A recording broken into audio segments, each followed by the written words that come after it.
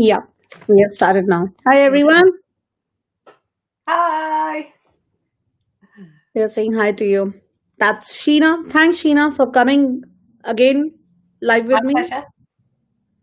It was a while we both went live. We had two other ladies with us. Yes. Did you And remember that one? we had Gemma with us, didn't we, as well? No, we had that two parents. Wasn't that? Was that just me, you, and the parents, or was that with Yeah, it Gemma? was you and the parents and me. Yes, I remember. Yes. I do so many of these, I forget which ones I've done because I do them for myself as well, for in my group and things. So I can never remember who was on which one. So apologies for that, Ashima. No worries. They are saying hi to you. Hi, everyone. The purpose of going live today is just to give them a little idea because 11 plus entrances are almost there now. Yeah. Some of them are delayed and only so QE is the one which is happening next weekend sometime. Okay. So they still have it. I think the Midlands, some of the schools in the Midlands as well have not changed their dates. I think they're happening next Saturday as well. So CEM around Wolverhampton area. I think I know that's not in your area, but Yeah, I think they're they're all happening. So just Yeah. wanted to give a quick idea to the parents. I mean, I can't see anyone on Facebook who have joined right now. Okay. Or if you have joined on Facebook, just say a quick hi to us so we can come to know that you guys are here. I can only see there are lots and lots of kids on YouTube. Will it be recorded for Facebook, Ashima? Yes, I did. Yeah, okay. So we can just act as though parents are there anyway. Yeah, we can just keep talking, and the parents, when they want to add something, they can just do it. The main purpose for getting you is just to give your experience about last minute. Okay. Okay, so would you like me to address the children or would you like me to address their parents? Anything, I can just see the kids here. A bit They're of both. saying, hi, Sheena. That's from Oliver. Yeah, I can see Oliver here from Nick's lessons and who else? Nick Lessons, yeah. Yeah. Hello, everybody. What about England? England have, you mean London basically. They have postponed their entrances in October, November. So you guys still have some time. So you tell me just when you want me to start, Ashima, and I will start. You can start, that's fine. You have to excuse my dog barking in there as well. I don't know if you know, Ashima, but I have a dog who's just had puppies as well. So yeah, you told me. Yeah, I got two tiny babies in there. Anyway, okay. So you guys who've got delayed tests, and some of you have got tests maybe going for QE next week. Would you like me to talk about what we did the week before, Ashima? Yes. Then I can tell my experience also. Yeah. Now you just feel free to interrupt me at any time. No, if you know what I'm like, I will just talk. So what I did every morning with my children, and we still do it now with Jude, who's doing GCSE French. Every morning we used to do at breakfast, we did a non-verbal reasoning test, 10-minute test, and we did that for years because we found, for at least 2 years before we started, because we found that non-verbal reasoning was the easiest thing to sort of get their mind into. And if they did 1 10-minute test every morning at breakfast, it took that literally off the table for working in the evening or the weekends, because we found that the 10 minutes really mounted up. Now, our CEM test, only 25% was non-verbal reasoning, so we didn't devote as much time to that as we did with the verbal reasoning, but we still did that every single morning the week before. And the week before, I don't know what you think about this, Ashima, but the month before and the week before, we did do full tests. So we only did one a day, but we kind of did a whole test out, because I used to chunk the tests before that and maybe do one section and one section. But in the week leading up to it, we actually did do tests and we timed them. Apart from that, we didn't study more than, only with the test, but we didn't study more than 30 to 50 minutes at a time. We literally just went down to the tests. And then up towards the sort of week, and then the very week before, we sort of eased off the tests a bit, because I just felt that so up until the very week before we were doing tests, and then on the week before we eased off a bit, because I didn't want to hammer them and exhaust them, and also it was more about building their confidence. So any tests that we did do that week before, we'd already done them, so they kind of were familiar with them, and we would sort of write down their marks and watch them increase on a graph. So they may do them 1 week, and then they do them another 2 weeks later, and so on and so on. So that when they did them the week before the test, they were really quite confident. And what I did as well is I really explained the marathon analogy that I use with the kids. And I've spoken to many parents about this, that the 11 plus, it's not a sprint, it's like a marathon, and you don't run the marathon every single day. You work up to it daily so that you peak on the day. And I think that's what the 11 plus test is all about. It's about training, building confidence, the confidence peaking the week before, and really peaking on the day. And in a few of the groups, Ashima, I've seen parents showing CG, and again, I'm not talking about super selectives here, I'm talking about in general. I see people asking whether they should push their children on to sort of 12 plus and on. And I think if you're just doing the normal 11 plus, I didn't push my kids further on, because, and certainly not near the time, because I didn't want them to lose confidence. So I didn't want them to see something that they thought was super hard. And in actual fact, the chances are it wouldn't come on the paper. But I know with some of your super selectives, Ashima, you push them on anyway, don't you? Yeah, we normally go till the foundation of GCSEs. That's the level, I think so. And about papers, I feel like kids are really clever. If you keep doing the same papers again and again, like if you do CGP, Bond, or AE, any, I don't know about other kids. My son used to remember the answers. So I started playing tricks with him. I started using Microsoft, and I started making the things what he got wrong from each of the paper, and used to make my own papers for him. That's a really good idea. And then he used to be like, "What's my mom doing?" And he, because I know the ones he was getting wrong. Like there's some kids who get wrong ratio and things like that. Yeah. So as a parent, I think we should make a note of the things they're getting wrong. Absolutely. Then doing papers after papers, and then saying that, oh, my child gets 100% in the papers, and when you go for the mock, you'll see the grades going down. So it's not that your child is not clever, it's that only your child is just getting all the answers in his mind. They're not actually working it out. I actually did do a lot of repeat work, because I think probably because I'm not a tutor, and I was working 7 years ago and I had fixed books. But what I did was I made sure there was a good amount of time in between what they were doing. And yes, they might remember the odd question, but I found the ones that they got wrong, they did repeatedly get wrong. So yeah, you're absolutely right. And I think if you can then serve up those question types to your kids, that's great. But I think what I'm trying to say is, don't serve them up something that's going to destroy their confidence the week before the test, because they need to have that confidence.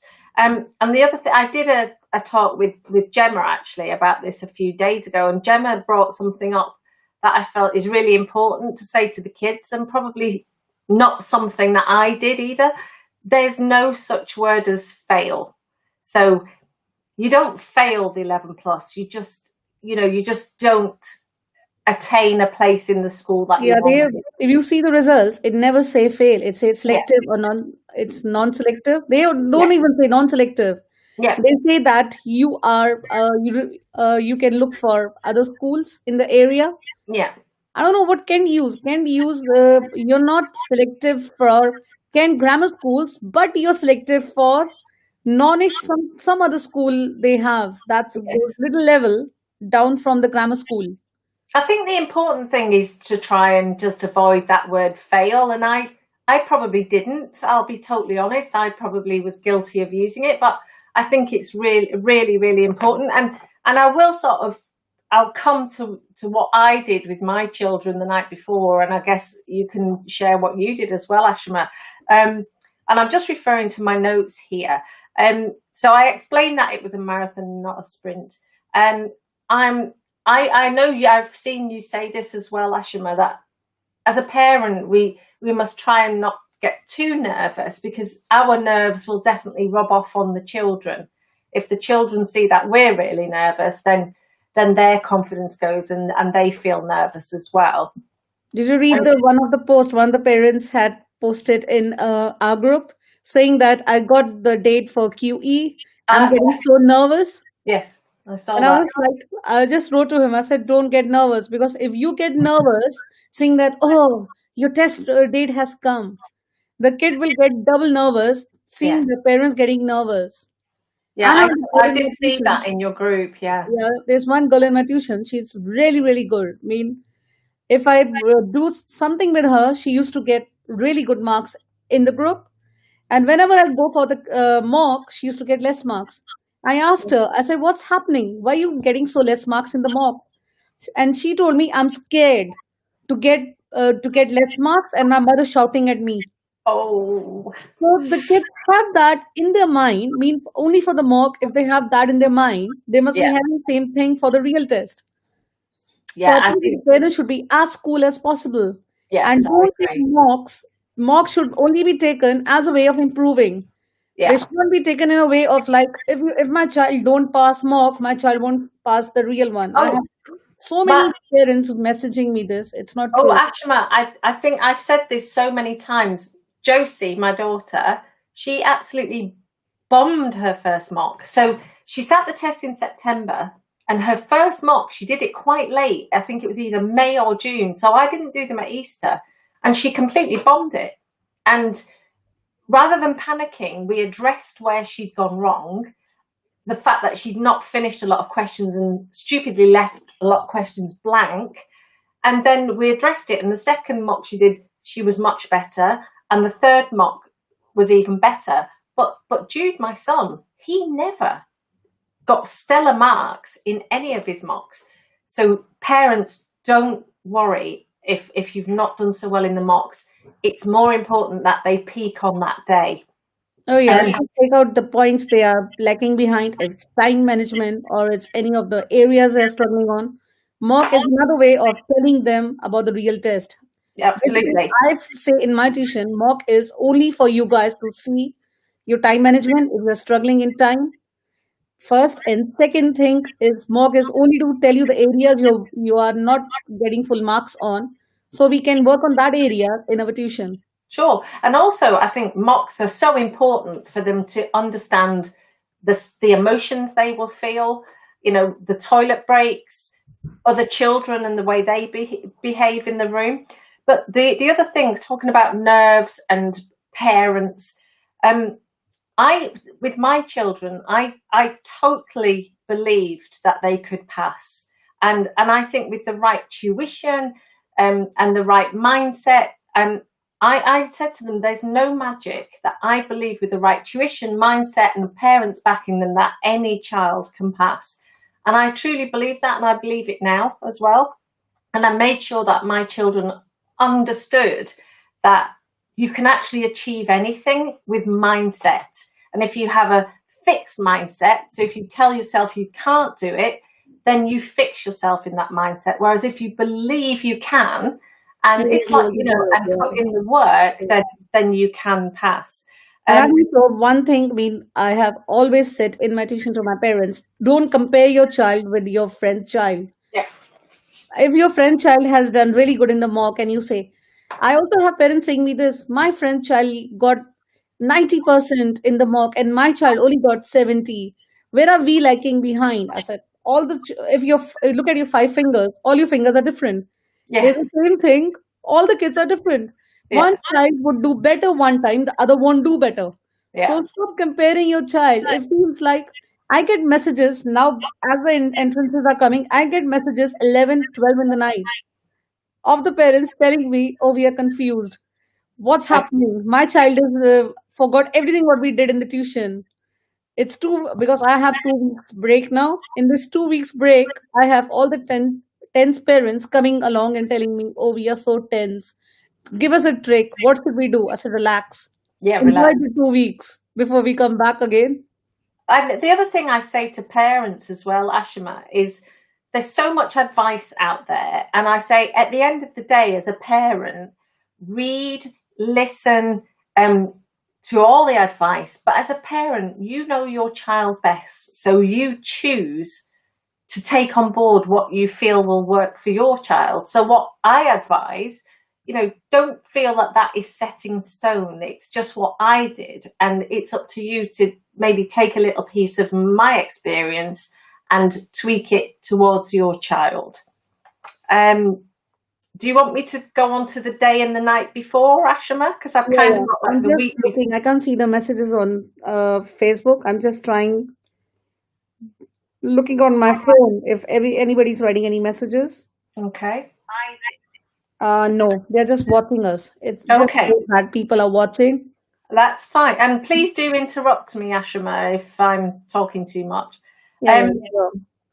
So the day and the night before, and I just wanted to say, and this is not regarding the day and the night before, but a lot of parents, I think, probably have more upset and tantrums than they care to share, and they think it's only them. Well, I've put it here, we had many tantrums, many tiara throwing, and I felt like giving up so many times, and especially as the time grew nearer, because I think that whole nervousness really rises. And if it's your first child, then you don't know how to deal with it. So you're not alone if you've had tears and tantrums. I had it with both children, one girl, one boy, and they both managed to get into selective school. So don't worry, don't feel alone if that's you. So the day and the night before, we did do some work. We didn't do tons, but we did a little bit, because I just felt for my kids it was better for them to just keep their mind ticking over, and just, it was literally, if you imagine that peak, we just wanted to peak on that very day. So we did a bit of work and then allowed it to go. So we did do some work the day before, but that's up to you. What we did do on the day was I made sure that they both had a lot of physical exercise. So kids, if you're listening, go play football, go swimming, do whatever you normally do to tire yourself out. So do a bit of mental work as well. I mean, you'll probably be in school anyway the day before, but do PE at school, go swimming, and eat well. But we made sure that they were very tired on the day before. Also, they both had an early night, but they read. So they went to bed and they were allowed to read till fairly late, because what I didn't want them to do was go to bed and me say, lights off, and they just lay there tossing and turning. So they went to bed at a reasonable time, but they were allowed to read till pretty much as long as they wanted to make them really nice and tired. Make sure the night before everything is packed and by the front door. So kids who are watching on YouTube, hi, make sure you've They're got just your hiding pencil. around. Guys, listen, all of you. Make sure you got your pencil case, your pencil, your rubber, 2 or 3 pencils, everything you need. Make sure that mum and dad have got your snacks ready, and make sure that's all there. What I did as well was I did a dummy run to the school with my daughter and my son, so they knew exactly where we'd be going, exactly where we were parking, and I made sure the car was full of petrol, and I left lots of time. Both my kids sat in the morning, and we didn't have a choice, and my son had to be there at 7:30, which was very early, and he actually had to do it on his birthday. What I did as well is both my children knew that I was staying close to the test centre, so that if anything did go wrong, which it's not going to, I was close by. And what I did as well and I particularly remember this with my daughter because she was my first. So right up until the test, she always knew that she would be, and here's this not failing. She always knew she would be getting a really nice gift for doing the 11 plus, and she chose to have a dog. And I think probably in her mind, she felt like she would only get that dog if she passed the test. And I didn't detract from that because I wanted her to work hard, but we knew as parents that she was going to get that dog for working hard. And the night before the test in bed, I sat with her and I said, look, whatever happens tomorrow, we can't do any more now. We've done everything we can in our power, both of us, to prepare you for that test. No matter what happens, you are still going to get your prize. You're getting the dog. So no matter whether you bomb it, you do really well, you're getting the dog, and you're getting the dog for the hard work that you've done. And also we added another little surprise in that she was going shopping with her best friend afterwards. And I said to her, no matter what happens, we love you, we're proud of you, you've really worked hard. And I physically saw her relax at that. It kind of took the pressure off her, knowing that she was going to get something lovely for all the hard work she'd done, and that, of course, it mattered. The outcomes mattered, but we weren't going to be angry with her or feel any different towards her. And that was the last thing I said to her the night before Ashima, and she went to sleep. And I think she was as happy as she could be I the know. night You before. just tell them. And staying near the center, I would say that this is something we always tell the parents. Never go for the 11 plus entrance alone. Always have your friend or someone to accompany you. Not because you need them. If your friend is having the same, what do you say, the same school as yours for the entrance, it's easier if you have two, three people for the parking. Because 11 plus, when you go, the entrance is packed jam. Yes, There's so much very of busy. traffic. There's so much. One of you should be there for doing all the parking, everything, and Yeah, the other can drop the kids in. that's a But very if good. you go alone, you'll be stuck in traffic. I had That's that with really good my son. advice, Ashima. That's really good advice. I always went with one of my son's friend, so I knew that, and it happened in Bexley. Before we entered, our center was Betts Grammar School. Throughout the school entrance, it was packed jam. It was really there was no parking at all. So I was in the car. My friend took my son and her son for the entrance, and I just wished Ankit. I said, "Okay, good luck. I can't go along with you, but at least she's here with you." Yes. So you should always have someone. If you don't have your friend, take your husband with you, or take your another child who's elder or something who can at least sit in the car when you are going and dropping the other one. You know, that's such good advice. I went on my own both times, and now when I think about it, yeah, it was silly because really you're much better to have a backup plan like You that. should So always yeah, have it because some parents, what they do, I've seen that because the entrances are really far sometimes. Like yes, we are living in Chiselhurst and our entrance would be somewhere in Tunbridge Vale. They would go and rent, they will go and stay in a hotel one night before. yeah, that's a good Some idea as people do well. that, but I say that before doing that, the best idea is just find a friend or someone to go along with you because I know some parents did that. That was a good idea. They just to relax the child, they went, they had a family time together, took the child to the hotel, enjoyed, have good meals. It Yeah, was like a family outing. And after the test, they said, we went shopping to Tunbridge Wells. We had so much of fun. We yeah, came back, and the child was relaxed. And one thing, whenever you go to pick up your child, never ask your child, how was your paper? This is something the parents have a habit of saying.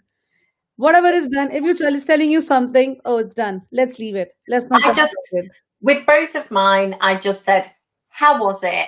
And they basically went, it was okay. And they didn't want to talk about it. And at the end of the day, I just thought, it is what it is now. It's done. Move on. So Yeah, yeah, because if you ask your child, how was the paper, and the child tells you, and you as a parent, you know that your child did a mistake, you'll yes, be there and then, as I know myself, and I'll be saying, oh, you should have done that, you should have yeah, done this. Because we should be thinking about the two other papers or three papers what are left. yes, Because if your child comes out and we discourage him and tell him that, oh, you should have done that, you are not encouraging him for the next two papers. So the Absolutely. best thing is, okay, leave it. What's done is done. Let's go and have some food. Take them to McDonald's. Have a. I tell the parents in our tuition never study on the day when the child has the entrance. So if they had the entrance, they come, enjoy with them, freak out with them, because the next entrance will never be the next day. The next Oh, entrance will yeah. be after 1 or 2 days. No more studying on the day of an entrance test. No, Oh I mean, yeah, that's the both day of, they need to relax, yeah, enjoy themselves. They have met so many other children who they don't even know. yeah. We guys Both were of, used to in our country, but kids here, they are not used to all these things. So this is absolutely a new thing for them. And it was the other way with my son. I was not asking him. He was going on telling me, Mom, listen to me. What happened? I said, it's fine. Let's leave it. No, you listen to me. And he both was going on telling me. And I was like, okay, what's done is done. Let's leave it. You see, Then he was both really of good and mine not, only did not one with me. test, Ashma. My children only did one test each. So, it was done and we moved on and that was it. So, yeah, I guess some children do many They tests. do many. They do mean not many, but some parents have a habit of thinking that 11 plus entrance is free. Let's book as many as we can. And what my child gets good in, we'll shift there. Yeah, But it was the other way around with my son. I told him, I'm not going to shift anywhere with you. You have to work hard. You need to go. You need to pass. And I need to make you go into that school because I can't shift because of your sister. yeah, And I don't want to rent my house or sell my house just because of your schooling and things like that. And he knew it that my mother won't do it. And now he tells me, Mom, if I would have not passed, what have you done? I said, nothing. You would have been going to a local school here.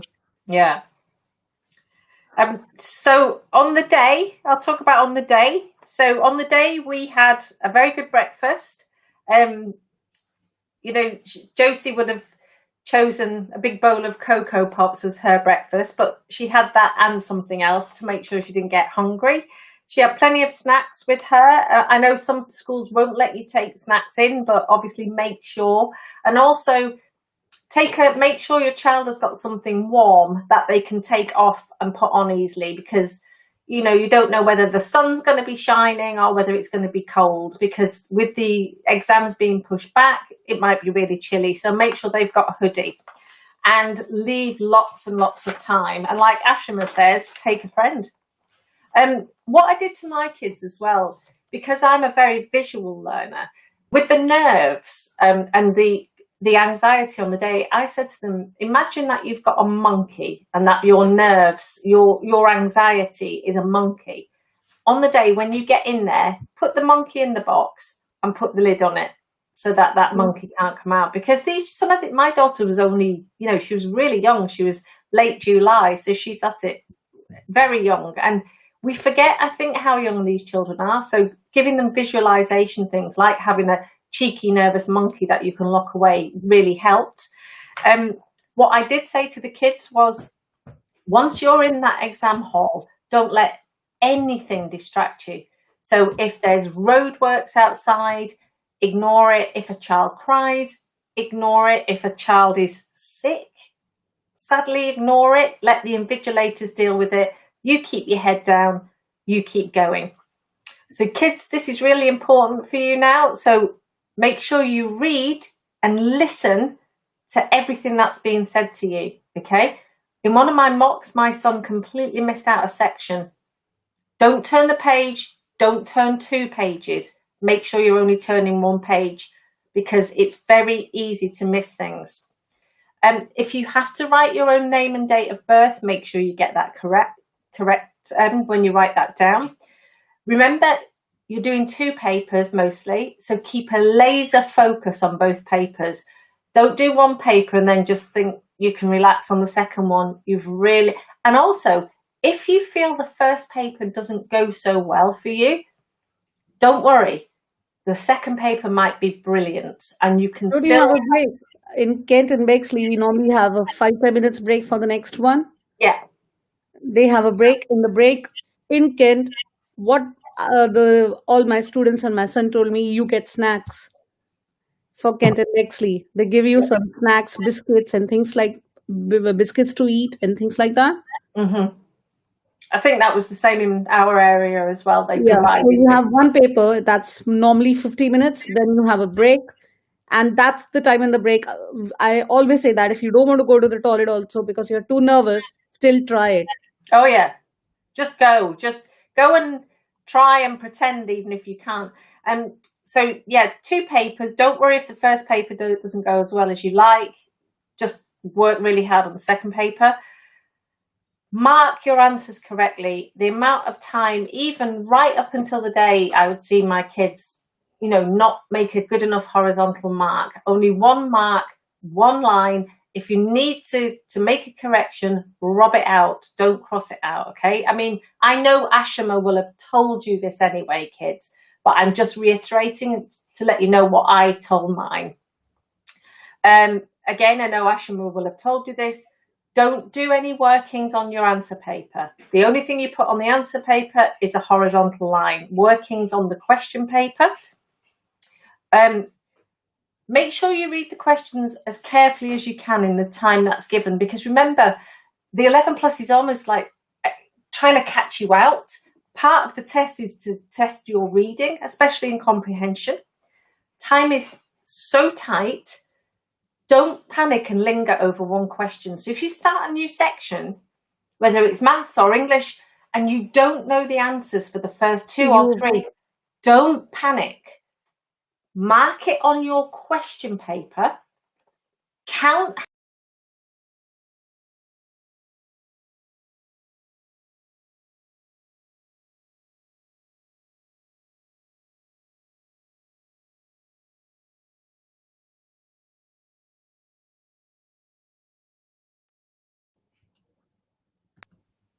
Can you see me, Ash? Can you hear me, Yeah, Ash? yeah, I can see you.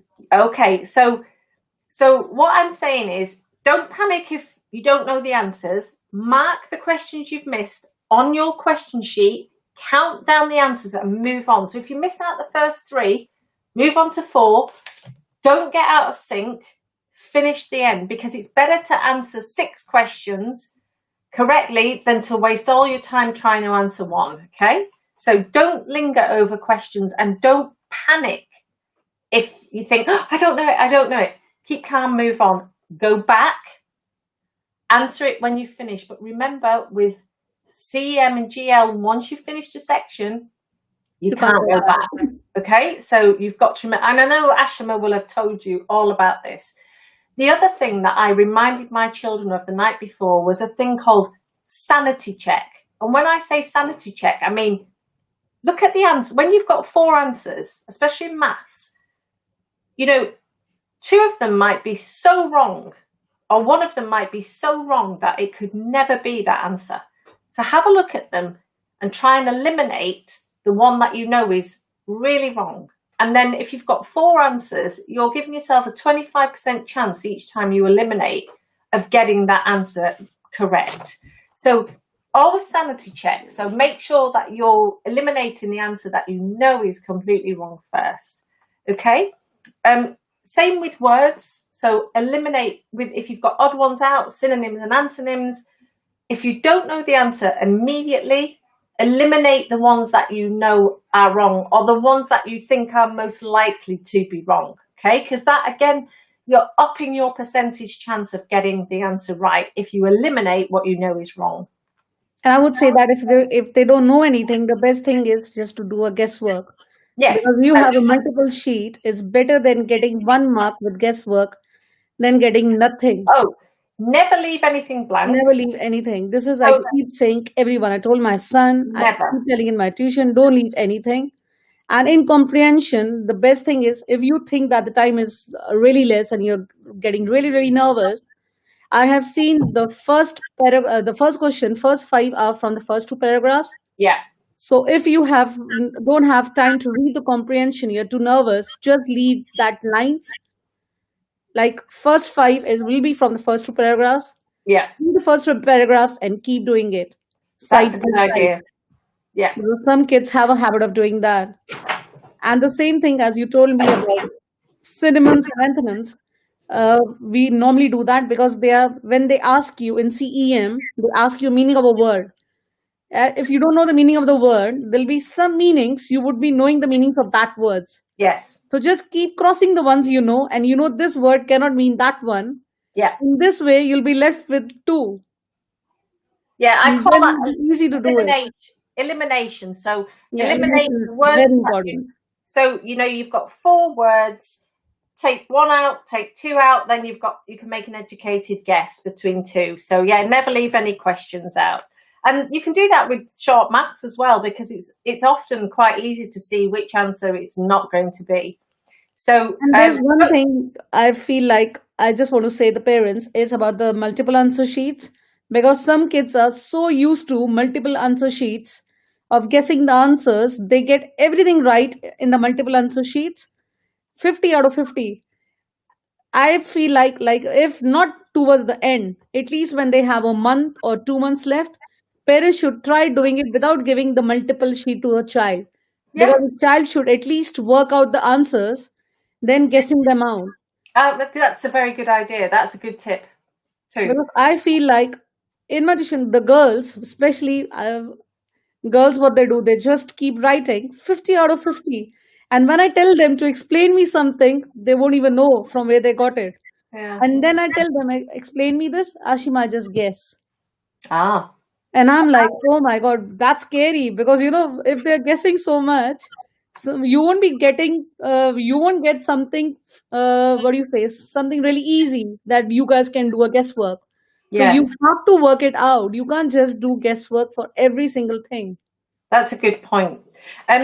The other thing I wanted to say, Ashima, is something that I told my children. So say you've got 10 questions, okay, and you're working through, and for some reason the buzzer goes, you've got 1 minute left, and then the buzzer goes again, and you're out of time. So this is only if you've got no more time. If you've still got blank questions, what I told my children was not to randomize the answer, because A, they'll have to think about it, and B, it takes more time. I told them only if the buzzer goes completely and they can't make an educated guess, to just fill everything in quickly with one letter. C, C, C, C, C. Because if they put A, B, C, D, E, F or whatever, and the buzzer's gone, they're making the chances of getting that answer right from guesswork more random. It really is. Yeah. So if the buzzer goes, kids, and don't feel panicked into stopping. I told my children, even if the buzzer goes, just go quickly. Don't leave it blank, because the invigilator's not going to take your paper off you for that. It's only if you're really silly they will do that, but don't leave anything blank. So don't be scared of that. But that's only if you're completely out of time. If you still have time, always make an educated guess. Okay. Yeah, don't get out of synchronization with your sheet, for goodness sake. So make sure if you're looking at question 1, you're answering in number 1 on the sheet, and so on. So 1 goes to 1, 2 goes to 2, 3 goes to 3. Don't get out of sync. My daughter got out of sync, had to rub out a whole section and go back and do it again. Luckily, she had the time. So try not to let that happen. Don't miss out any sections. Like I said before, my son turned 2 pages over at once in a mock, missed out a section. Don't do that.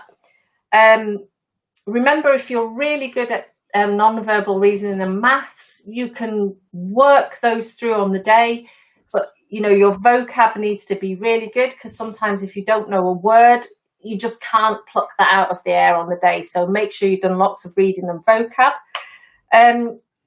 Now, my area didn't do creative writing, and my children didn't do it, but for any of you that are doing creative writing, the one quick tip I would give you is make sure you do what they are asking you to do exactly. Okay, so read the question, know your audience, know the way it needs to be laid out, and don't veer off on a tangent. Just give the examiner what they're asking for, because I think with creative writing, there's often it's easy to forget what you're doing, go off on a tangent and not answer the question. I think for So, kid, you normally have planning first. So they give you marks for planning and then they give you marks for creative writing. okay. And some children, I mean, I remember one boy last year told me that I did really good creative writing, but I forgot to do my planning. Ah, And then what he realized that he forgot to do the planning, he did the planning in the end. okay.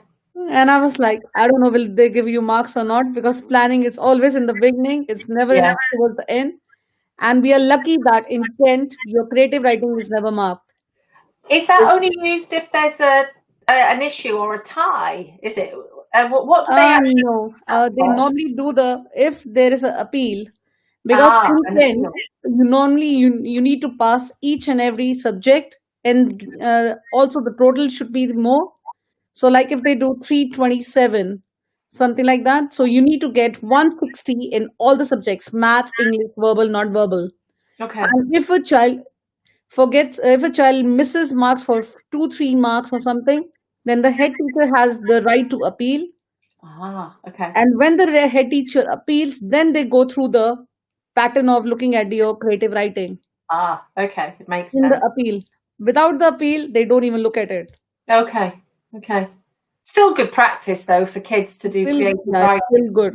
Yeah, because neither of mine did creative writing for the 11 plus, and both of them struggled with creative writing in year 7, 8, and 9 as a consequence of having not been taught it to the same level. In some ways, I wish they had done creative We writing. also have creative writing in SATs now, because when I was teaching in schools, they have they also give you some marks for creative writing in SATs. Yeah, they did. Yeah, yeah. They do it now. I can't imagine my children's creative writing was that My good. son's creative writing was banned. And I was lucky that we don't have in Bexley, we don't have in Kent, we only have in St. Olives. Oh And yeah, that's also on stage 2, not on the first stage. The boys who passed St. Olives with me, I had to literally make them learn creative writing. So I'm like, yeah, learn this, do this, because the boys normally are really, really good in maths. The only thing they struggle is in creative writings. They can't get the ideas how to do it. I yeah, think the girls are more creative than boys. yeah. My son really struggles still. Is St. Olave's a mixed school or is it No, it's only boys. just boys? Okay, yeah. But that's super selective. So boys from everywhere, from South Hall, also come and give the test. So It's St. really Olave's St. Olave's has got no catchment. no Is it? catchment. No That's catchment. really bad for us, for Bromley people, because all the schools, Kent also has a catchment for Yeah, us. And yeah. St. Olaf doesn't have any catchment for anyone. Anyone from anywhere in the country can come and give the test Okay. Hmm. Yeah. No wonder it's so difficult. to get in. Yeah, Yeah. they have around 1,000 boys or 1,500 boys who give the test. And out of that, only 350 boys give stage 2. And Right. out of 350, they only select 120. Wow. And 4 are from the consul people. That's a very tough test. No wonder it's deemed as a super selective. It's super selective. Yeah. Newstead is like that, super selective, but Newstead has changed now. They Okay. go according to the mileage. They take girls from 9 miles. Oh, So okay. we are lucky for that. At least they have changed something. Both my children's school have got catchment, so it makes it All the Kent schools easier. have catchment. Bexley schools have catchment. But again, Kent and Bexley, they have that. If you are top 180, it's basically in Bexley you have it. If you're top 180, you're living anywhere in the country, you can apply to Bexley schools. Ah. So if you get in the top 180 Yeah, children. Ah. 180 children, you can apply to any grammar schools in Bexley. They Oh, won't even okay. see your mileage. I But didn't if know that. you are not 180, they will look at your mileage and your marks. Okay. So they look at both the things. So anyway, that's all my tips. And I don't know if there's any questions in the live feed, but just I can't see anyone. I can just see one of the parents just wrote a couple of minutes back that my daughter is in year 4 and I'm just thinking of doing it. do 11th it. lesson entrance. I think for year 3 is too early. Some of the parents, they start thinking about the entrance when their children are in year one or in reception. I had someone calling me up last year saying that my child is in year one. Please keep space after 3 years. Wow. And I Yeah, no, was like, that's too let that's her too young. enjoy her So life. with my daughter, we didn't really start properly until year five, but with my son, we started in year four because I was more experienced and I took it more slowly. And I think he needed a little bit more anyway. So, but again, I mean, it was always in the back of my mind that they were going to do it, but we didn't actually say, this is 11 plus work and you're doing this. We just made sure they had great times tables and reading in year one and two. Times tables was the most important thing. I think it depends to child because Yeah. some kids need more time and some kids don't need. And I don't think so. I mean, I keep getting messages from the parents saying that my child is an average child. Do you think 11 plus is for us? 11 plus is for everyone. I agree. It I doesn't agree. differentiate between intelligent and non-intelligent. You know what this is? The tutors have a habit of doing that, but 11 plus never do that. The tutors have it, oh, we'll just take the kids who are really, really clever. I have some phone calls, you won't believe it, Sheena. I get phone calls, parents telling me, my child is average. Will you take my child in the tuition? Mm. And I asked them, I said, why did you ask? Why are you telling me this? Because the other tutor center, they said that my child need to be in the top table and my child need to be really good in studies to be in their tuition. Mm. And I'm like, that's not the done. And Well, assessments. like I said before, I don't believe there's any magic to it. I believe it's good tutoring, good mindset, good parenting, and hard work. But Ashima, we've got a question up here from Sabaji, and Yeah, Sabaji says, "Is there a list of schools administering 11 plus exams that test on creative writing?" So, Sabaji, if you go to there's the 11 plus exams website, and there's also Exam Paper Plus website. you. So the Exam Paper Plus website, you can type in the school's name and they will tell you what's involved. But I find the one on the 11 plus exams website quite good because they have a long list and you can sort of look at the left of the list and then the right of the list, and that will tell you what the exam entails. So that will tell you whether it's got creative writing or not.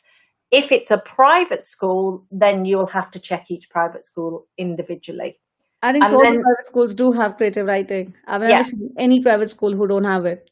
yeah, I agree. Yeah, from my experience, they're all creative writing. And even if you do the ISEB, which is done online, then that's usually like a pre-test, and then you have to do another written test anyway. But yeah, Sabaji, the 11 plus exams website is pretty good. I mean, you'll still have to do a bit of work and there's a lot of reading because I there's, can tell about the schools which we have in our area. St. Olive's do look at creative writing. yeah, When there's a tie in stage two, they do it. And for Midway, I've heard Midway also have it. They also do it, creative writing. yeah, because So I've these heard, two schools are here. so Medway, forgive me and correct me if I'm wrong, Ashima. Medway, I believe, do the CEM Yeah, test, they but do. but but they have a double weighting on the creative writing. So they have a real set of high marks on the creative writing. So for Medway, you have to be really good at creative writing. So if a child is getting 82 and 85% in mocks, do you think there is a chance of passing CEM barks? Definitely, there's a chance of passing. But passing the test doesn't necessarily mean you're going to get a Very place, nice. because I certainly know for my children's school, Reading and Kendrick. So when my daughter sat, 1,500 girls sat for 96 places. So 1,000 girls could have passed, but only 96 will get a place. I can tell you, being in my own tuition, one boy getting 375 in Kent, he didn't get into any Kent schools and he's going to a normal secondary school. And another boy getting 365, His parents appealed and he got into one grammar school. Mm. So this is the way how it works. And also, you've got to remember, every year, parents, every year is different. So you might have one year with a cohort who are getting, say 1,000 children sit. You could, in theory, have 800 pass. That's probably not going to happen, but you could one year, and then the next year only 500 pass. So one year might be more difficult to get a place for the same school. So it depends on the marks that the cohort get from year to year. There's another So one. If someone is planning to move for grammar, best area to move for girls by when? It again depends to you. The best thing, what I keep telling the parents, you should go on the school websites, see the schools, and because every school specializes in something or the other. So it yeah, should be you making the choice where you want your girl to go. And remember, it's not for 1 year, it's for 5 years. And just don't apply because your friend child is applying. okay. I'm just looking on here. It says Facebook user. So this is to Facebook user. And you're saying, I'm just thinking from our Berks area, we live next door to a grammar school and they have postcode priority. Now, I'm thinking that you're talking about Kendrick School. If you're talking about Kendrick School, that's where my daughter is. They now have a postcode priority. So if you're getting 82 to 85% in marks and you are within that postcode priority, I would say you've got a very good chance of getting a place. Langley. Okay. Again, I don't know Langley. You are still part of Berks, so it'll be the CEM. From personal experience, I can't comment on Langley, but I still think 82 to 85% is a really good mark.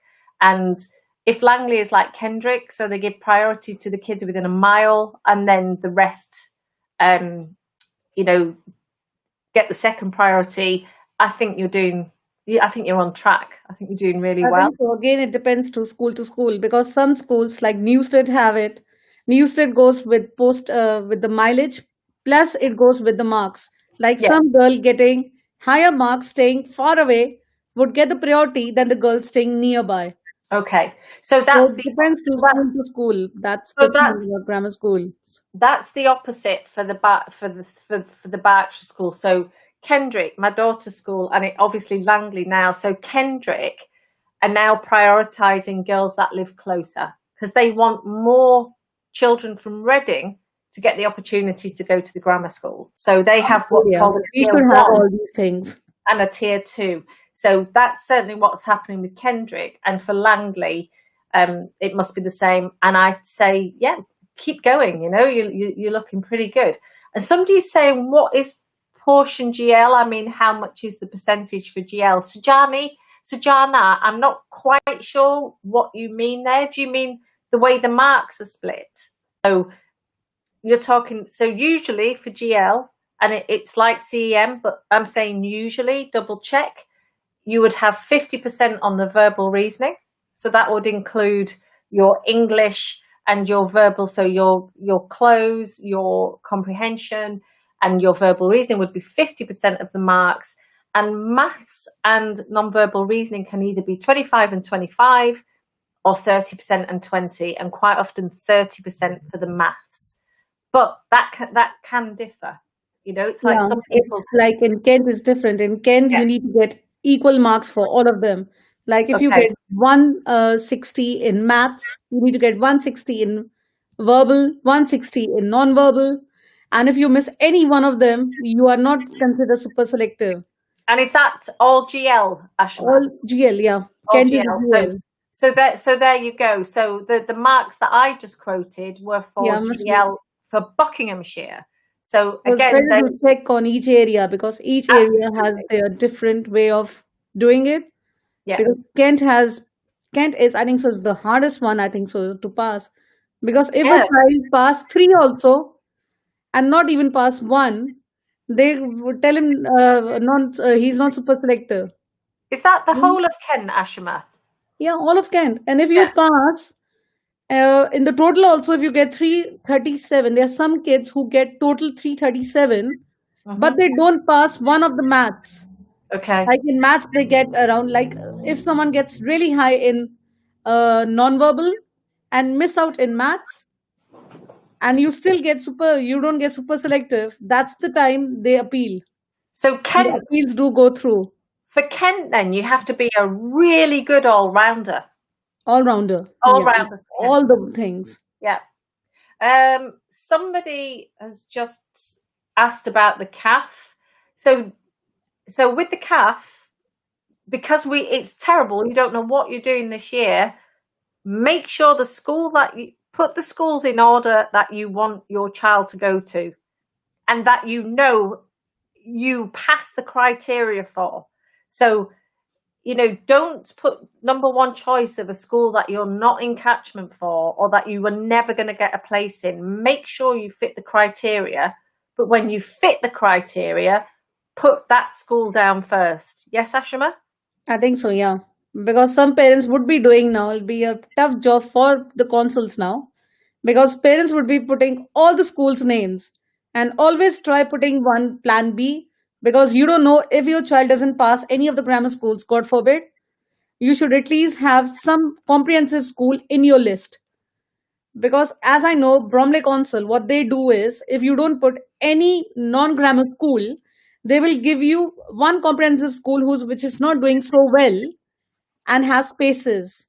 And then you'll be running after the council and telling the council, I wanted to put that comprehensive school. If my child has not passed Kent, Bexley, or any other, they won't do it. So that's a very good point. So when I filled in my CAF, I knew I knew that my daughter and my son had passed. So I wasn't in the awful situation that you parents are in now. But as Ashima said, even though I know mine passed, I still put the grammar school first, and then I put my local comprehensive second, because our local comprehensive is an outstanding school, and I didn't want them to give me a school that was out of the area. So, if you don't put a comprehensive school down, like Ashima says, if you don't get enough marks, then you might find yourself being given a comprehensive school that you don't actually want. It's bad in Ofsted and has spaces in. They will definitely give you that. But that also means you have a time. You don't need to worry. You have in-year admissions. And after the forms, you get the space also.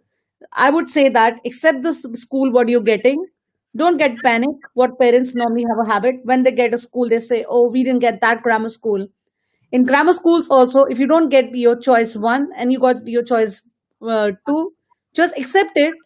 Put the choice one in the waiting list, because you have another list which comes in Kent. It normally comes in April in Easter time.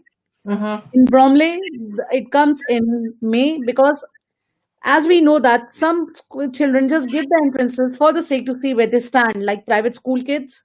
Yeah. And when they get a grammar school, they normally drop it. Yeah. And that is the time when they drop it, it's chance for your child to get in. Yeah, I mean, there was one boy, a local boy. So Reading School is about 10 miles up the road where Jude goes, and then the comprehensive is just walking distance. And one boy actually did a week in the comprehensive school, and then he got a place at the grammar school because somebody at the very last minute changed their mind. But like you say, Ashima, a lot of people are just maybe sitting and applying to that school as a dummy run, and then taking a place at a private school or another school. So yeah, always, accept the place, and hopefully you'll get something on the waiting list.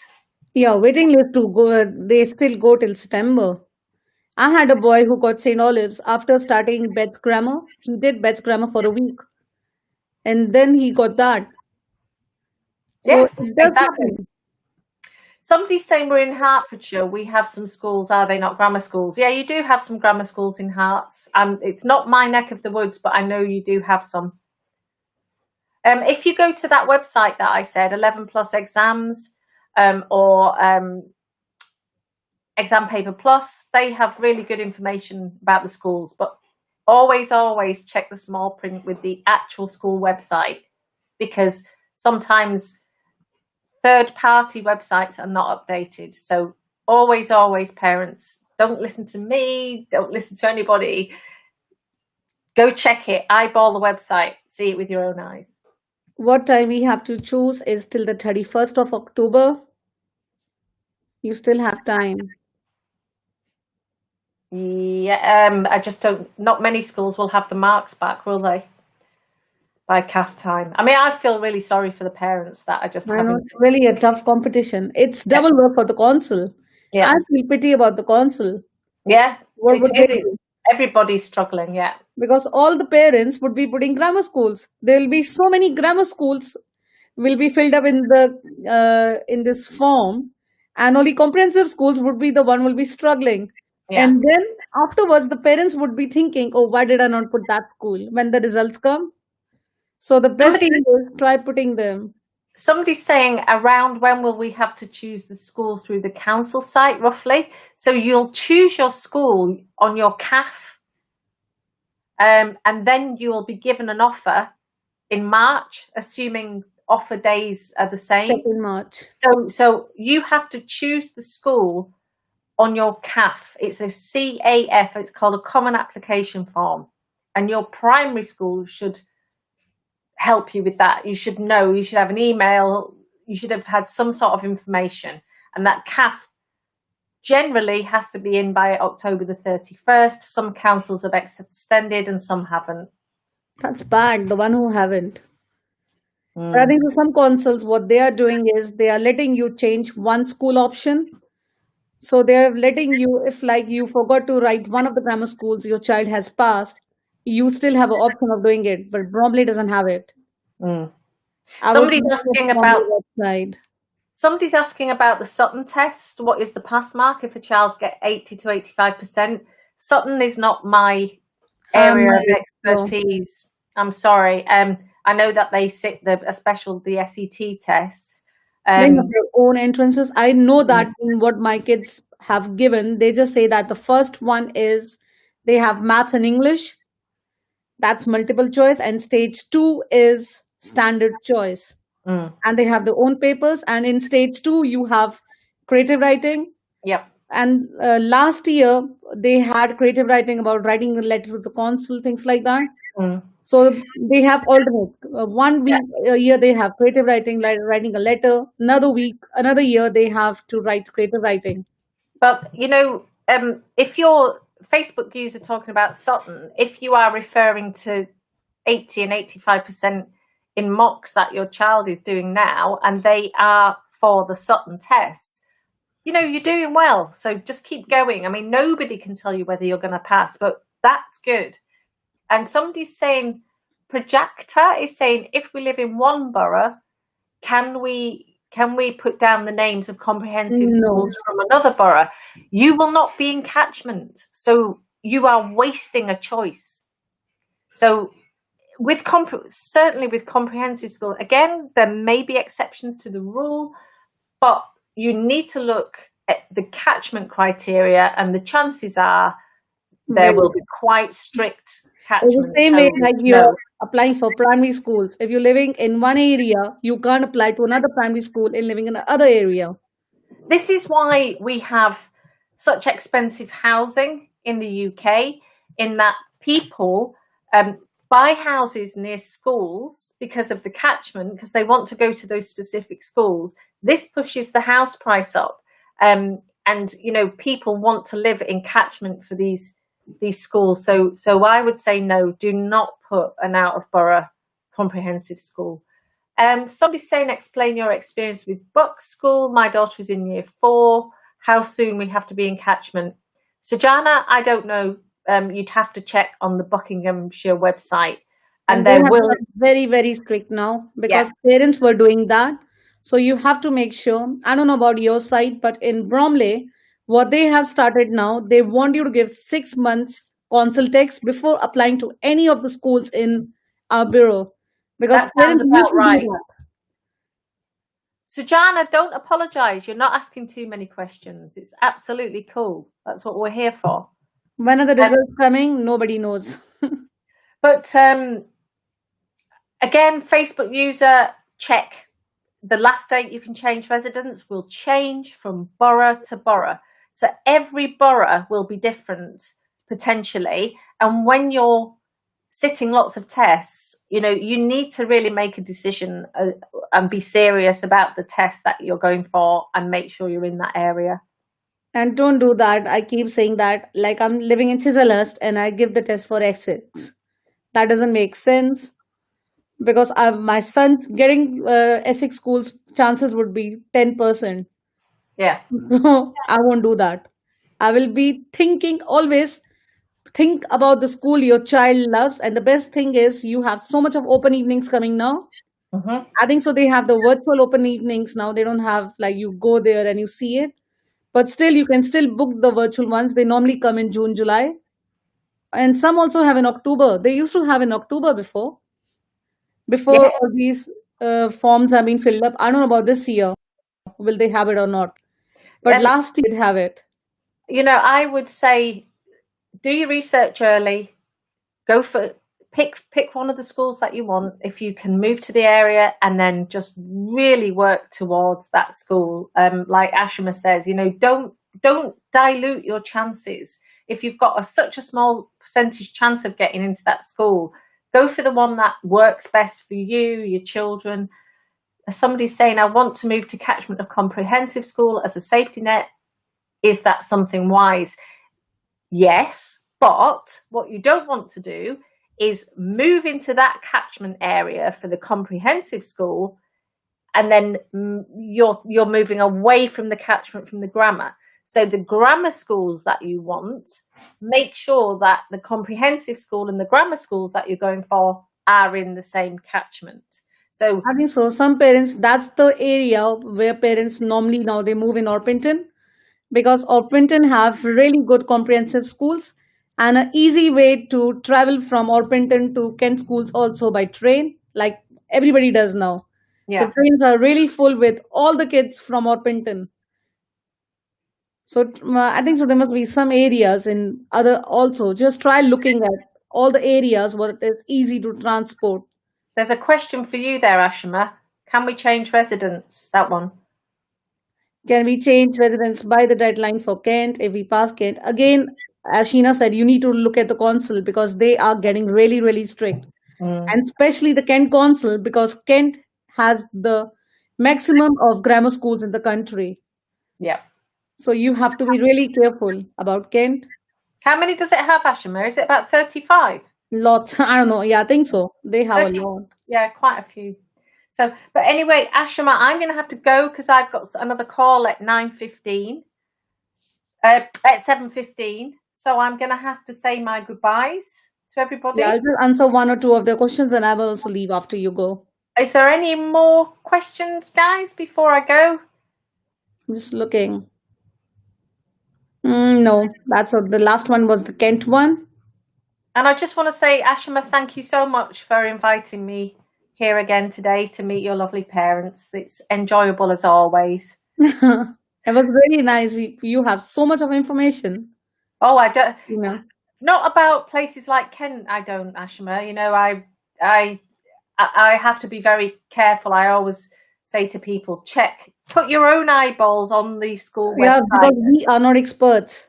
The Yeah. best thing is look at the school website, see, and for shifting also look at the council, ask the council. The best thing is go call up the local council and ask them. Because I know one of the parents told me the other day, I called up the council to say I'm going to shift. The council said, no, don't shift because you won't get schools. Yeah. Because the council is become really, really, really strict these days.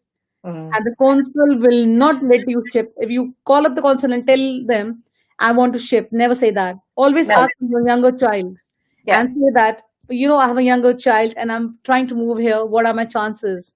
Yeah. Never talk about the elder child first. Always talk about the younger one so that they have the opinion that you're not shifting for your elder one. Yeah. No, that's good. That's good. So I'm going to say goodbye now, Ashima, and thank you so much again. Yeah. Thank you, Sheena. Bye, guys. Bye, everyone. That's Sheena is gone. There's anything else you guys have want to ask, please feel free just to ask in the comment box below, and we'll be there to answer all your inquiries about 11 plus. Hi Ali, it was nice to see you after a long time. So there's anything you want to ask about 11 plus entrances, about how to fill up the forms, anything, please feel free. We'll be looking at the comments after the live, and if you guys have anything, please feel free to ask us. And I wish your kids a good luck for 11 plus entrances. And thanks for joining us live. And for the kids who have joined us live on YouTube, remember we have a live coming tomorrow in the evening for you guys, and that live is for maths. I'll see you guys back tomorrow.